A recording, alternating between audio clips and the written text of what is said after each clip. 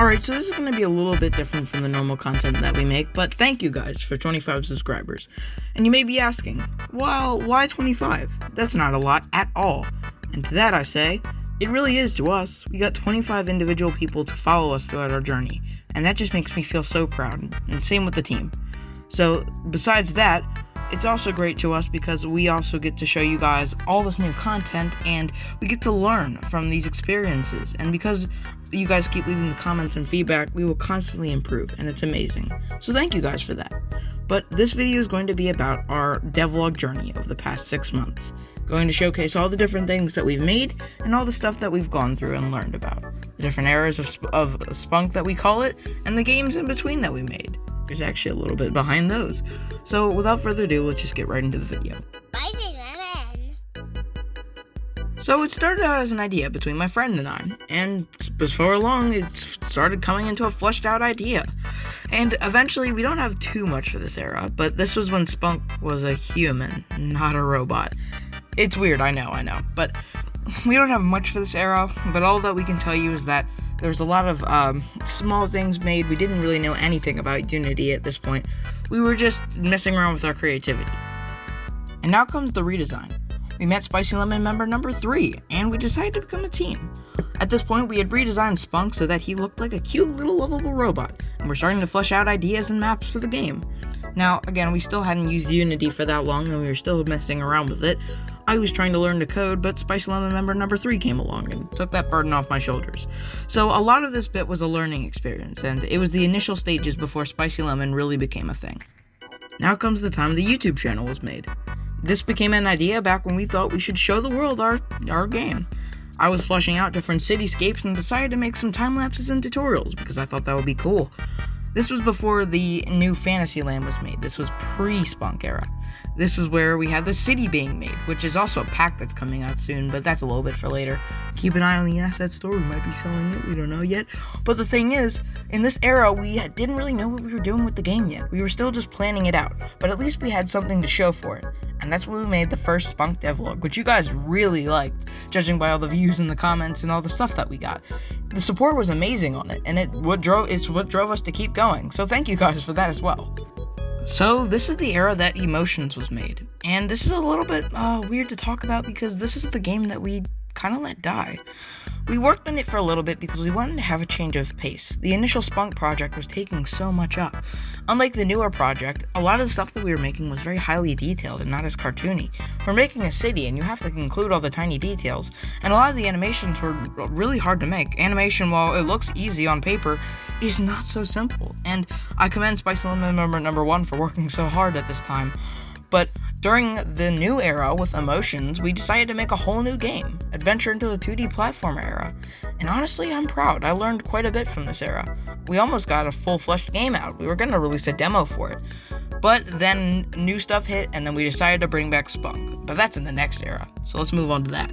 So this is the initial phases of what you see today. We were fleshing out the concept for the new Spunk. We were initially deciding to do a steampunk phase, which, I'll be honest, I didn't think looked too well. We were trying to match Spunk's color palette, and we thought that would look best, but a lot of the old style concepts are extremely hard to do. I had a tutorial on one, but that took me hours to make. All the little individual details that you need to have was too much, especially since this was going to be a cartoony style game. So we had to change it up a bit. Now, although this was a very creative and beautiful era, at least to me, we started to use cell shading, which is what, impacted what happened today. In today's Spunk, we use a bunch of different cell shaded colors and a mix of just normal colors. But the cell shading is really what kicked off the cartoony style for us, and really what got us to the era that we know today. Now, we're in the initial phases of the new Spunk era that we all know today and that we've been posting devlogs on. The initial stages had us making Mushtown, actually, because this was supposed to be a fantasy world, and I figured what better than a mushroom town. And I tried to make it very fantasy-like and tried to make it look very mystical and magical, a magical village, and I really liked the way that it came out. Now, in this stage, we didn't really know what we were going to do with Mushtown, especially since it was the initial area, but we started coming up with more ideas from our characters, and you'll realize that something grim was about to come to the town, or at least what we were imagining up on a storyboard. So, when we were making this concept, we decided to get rid of Mushtown. It wasn't that it's bad, it wasn't that it's not good, but we wanted it to be the area for the villain, the first area that he conquered, and the most impacted area of them all. Mushtown was going to be destroyed. After the event of Mushtown getting destroyed, we decided to go work on the newer area, which is what we're on today. It was initially known as Cabin Town because we used cabin textures. We were really trying to go for a pine forest look and make it look nice and quaint, especially since it was going to have stone pathways. It was going to look really like a small village set up by a new species that we were creating. And I'll be honest, I really thought the initial test came out well. And we also decided to have a mountain to separate the different areas. But I also figured the mountain should be carried over for other story elements to come, so stay tuned for a new devlog. But for now, we also looked at it as a sign of something that Spunk needed to get through to get back to his hometown, and that was going to help out the story quite a bit. So, this is before Cabin Town got remade, and we can move on to the era that we know today. Now, this is the era where the story and everything started to come together.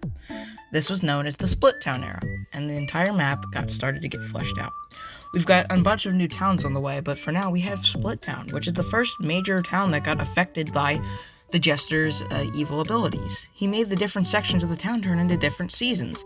And when we were designing this, we wanted this to really net into the fact that the Jester was just doing evil because he wanted to. He wanted to see what would happen. He was curious.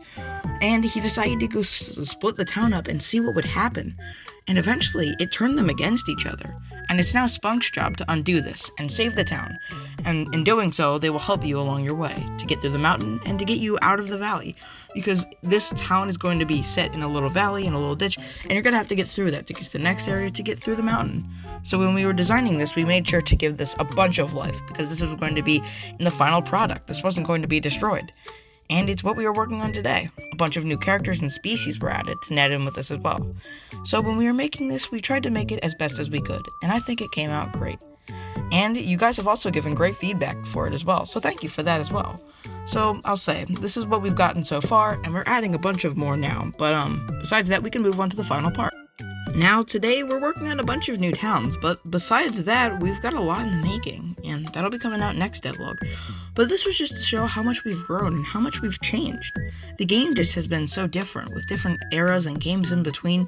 It's just so funny how a game can go from one idea and turn into something completely different, and I'm proud of it. Spunk has become something that I really like working on. Before it was a little bit of a chore. Now it's a hobby. I have fun making it. And I'm pretty sure Spice Lemon members 1 and 3 like making it too. So I'm glad.